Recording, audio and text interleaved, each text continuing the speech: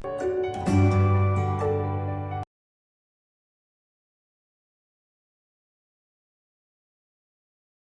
everyone, welcome to the online classes of Triveni Memorial Senior Secondary School. Today we are going to understand the topic of our English grammar, that is the article. Article basically, students, what are articles? Articles are the determiners which we use in our English language for defining the noun, right? So particularly article we have already learned in our previous classes also. There are three articles in English. These are and the. So articles are basically of two types. The first one is the indefinite article and the second one is the definite article. So what are indefinite articles, students? Indefinite article, as the name suggests, indefinite, the things which are not definite, the things which are not particular. So at that places which we use indefinite article, which are a and then. And the nouns which are very much particular, we are talking in a particular sense. For those particular articles, we use the definite article, which is they, right? So there are two types of articles. First is indefinite article. Examples are a and the and the second one is the indefinite article. The example is they. Got it, everyone? So now we are going to understand and where and when we are supposed to use these three articles. So first of all, we will be understanding the use of a article. So a is basically used before any singular noun. For example, a cow and a baby. We all know very well that a means one. For any noun which is one in quantity, we use a, right? But where we use a, so there is some more rules in this is when we are using a singular noun and which is starting with a consonant, right? We already know what are noun vowels and the consonant, students. Vowels. There are 5 vowels in our English language. These are a, e, I, o, and u. And consonants, all the alphabets, all the letters except these 5 letters are known as the consonants. For example, B, C, D, F, and so on. Right? So there are 5 vowels in our English language: A, E, I, O, U, and rest of all the alphabets are the consonants: B, C, D, F, G, H. All the English letters that comes with the consonant. Right? So the words which are starting with the consonant sound or the consonant letter, they are before that we always use the a. Got it? For example, a cow, a baby. It's starting with a C, so that's why we have placed a before it.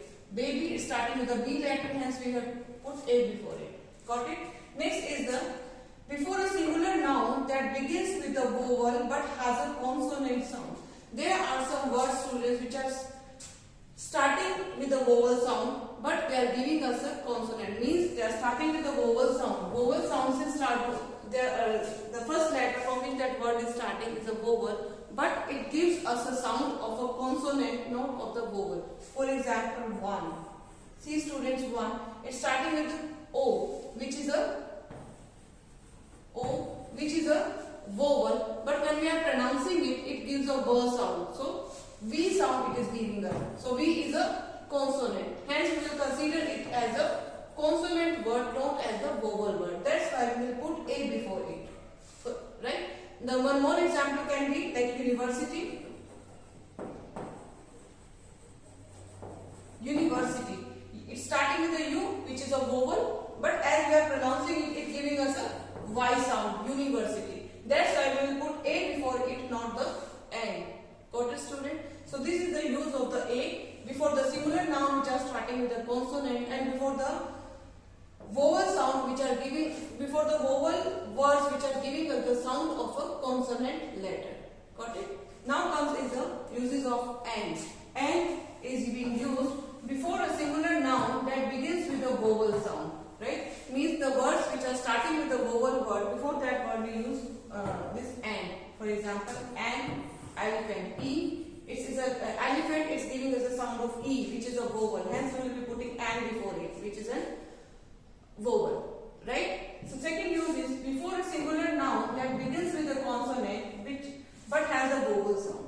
Means the word which are starting with the consonant but giving us the sound of the vowel. Sound which is it is giving you the vowel sound. Hence we will be putting an before it, right? So like an honest man, honest. So the letter word is starting with the H, which is a her sound. It's giving us a sound of it's starting with the letter H, which is a consonant, but it's giving us a sound of a vowel. Means